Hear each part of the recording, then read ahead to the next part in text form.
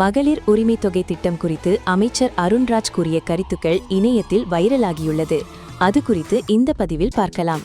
குடும்ப தலைவிகளுக்கு மாதம் ரூபாய் 1000 வழங்கும் திட்டத்தை கடந்த திமுக அரசு நடைமுறைக்கு கொண்டு வந்தது.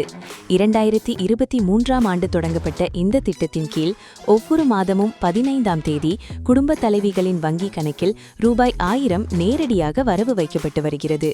இந்த திட்டத்தின் கீழ் சுமார் 1.31 கோடி பெண்கள் பயனடைந்து வருகின்றனர். இந்த திட்டத்தை கர்நாடகம் போன்ற பிற மாநிலங்களும் காப்பி அடித்து தேர்தல் வாக்குறுதியாக கொடுத்து வெற்றி பெற்று ஆட்சியும் அமைத்துள்ளனர். அந்த அளவிற்கு இந்த திட்டம் பெண்களிடையே பெரும் வரவேற்பை பெற்றது.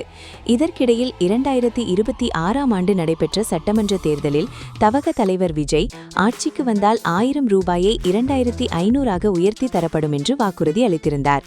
தற்போது தேர்தலில் வெற்றி பெற்று ஆட்சியும் அமைத்துள்ள நிலையில் எப்போது 2500 ரூபாய் உயர்த்தி வழங்கப்படும் என்கிற கேள்வி எழுந்துள்ளது.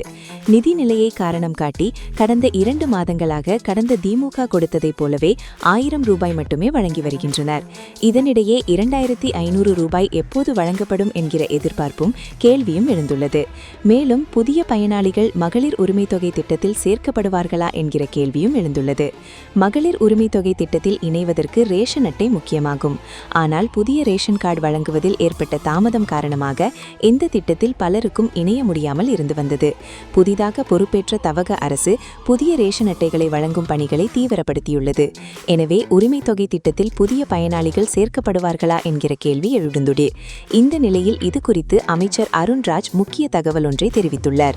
கோவை மாவட்டம் அன்னூரில் நடைபெற்ற மாற்றுக் கட்சிகளை சேர்ந்தவர்கள் தமிழக வெற்றிக் கழகத்தில் இணையும் நிகழ்ச்சியில் கலந்து கொண்ட அவர் பின்னர் செய்தியாளர்களை சந்தித்தார்.